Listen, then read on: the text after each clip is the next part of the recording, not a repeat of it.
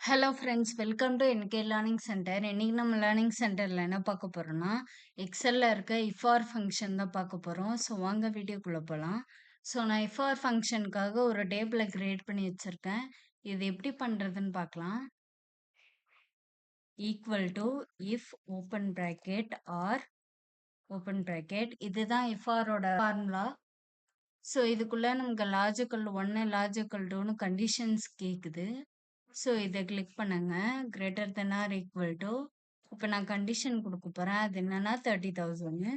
Next comma, next இது second. So greater than or equal to same 30,000 தான் நான் கொடுக்குறேன். கமா, நெக்ஸ்ட் இது greater than or equal to 30,000. Comma, next இது greater than or equal to 30,000.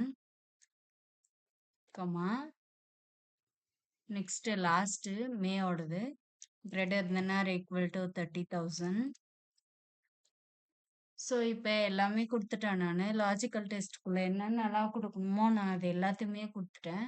So ப்ராக்கெட்டை close பண்ணிட்டு comma, next இப்போ பார்த்தீங்களா நமக்கு நெக்ஸ்ட் கண்டிஷனுக்கு மூவ் ஆயிருக்கு. அது என்னன்னா வேல்யூ இஃப் ட்ரூ. என்ன ட்ரூவாக இருக்கணும் அப்படின்னா, நான் இங்கே கண்டிஷன் கொடுத்துருக்கேன் பார்த்தீங்களா, அதாவது ஃபர்ஸ்ட் இந்த ஜான்வரியோடது, பிப்ரவரி, மார்ச், ஏப்ரல், மே, இதில் 25,000, அதாவது 30,000க்கு மேலே இருக்கிறோம் எல்லாருக்குமே வந்துட்டு இப்போ நான் ட்ரூ கண்டிஷனில் கொடுக்க போகிறேன். 30,000க்கு கீழே இருக்கவங்களுக்கு அந்த 2% வராது. ஸோ நான் 2% கொடுக்குறேன். அதுக்கு என்ன பண்ணணும்னா, ஃபர்ஸ்ட் இந்த டோட்டல் சீல்ஸை கிளிக் பண்ணுங்க. நெக்ஸ்ட் இப்போ நம்ம பர்சன்டேஜ் கொடுக்க போகிறோம். ஸோ இன்டூ 2% நான் கொடுக்குறேன். நெக்ஸ்ட்டு பர்சன்டேஜ் கொடுத்துட்டு கமா, இப்போ எனக்கு ஃபால்ஸ்ன்னு கேட்குது பார்த்தீங்களா, நெக்ஸ்ட் கண்டிஷனு லாஸ்ட் கண்டிஷனு. அது என்னன்னா value if falls.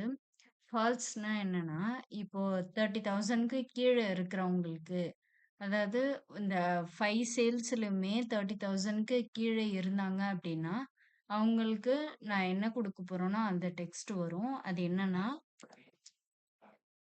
No percentage. So 30,000க்கு கீழே ஜனவரி, பிப்ரவரி, மார்ச், ஏப்ரல், மே இந்த 5 மாசத்துக்கும் கம்மியா இருக்கிறவங்க எல்லாருக்குமே பர்சன்டேஜ் கிடையாது. நோ பர்சன்டேஜ் அப்படின்னு நான் கொடுக்குறேன். ஸோ ப்ராக்கெட்டை க்ளோஸ் பண்ணிட்டு என்டர் தரேன். இப்போ எனக்கு ஆன்சர் வந்துருச்சு. ஸோ இப்போ நான் இது எல்லாத்துக்குமே ரெஃபர் பண்ணுறேன். இங்கே பார்த்தீங்களா நோ பர்சன்டேஜ்னு வந்திருக்கு. அது ஏன்னா இவங்களுக்கு அமௌண்ட் வந்திருக்கு, போனஸ் வந்திருக்கு. இவங்களுக்கு நோ பர்சன்டேஜ்னு வந்திருக்கு. அது ஏன்னா இவங்களும் 30,000க்கு கீழே இருக்காங்க, இவங்களும் 30,000 கீழே, இவங்களும் 30,000 கீழே, இவங்களும் அதே மாதிரி தான், இவங்களும் அதே மாதிரி தான். ஸோ இவங்க யாருமே 30,000க்கு மேலே இல்லை, அதனால இவங்களுக்கு நோ பர்சன்டேஜ்னு வந்திருக்கு. ஸோ இப்படி தான் இஃப்ஆர் ஃபங்க்ஷனை கண்டுபிடிக்கணும். ஸோ இந்த வீடியோவில் உங்களுக்கு ஏதாச்சும் டவுட் இருந்தால் கமெண்டில் கேளுங்க. ஸோ இந்த வீடியோ உங்களுக்கு பிடிச்சிருந்தா லைக் பண்ணுங்கள், ஷேர் பண்ணுங்கள் அண்ட் சப்ஸ்கிரைப் பண்ணுங்கள். தேங்க்யூ.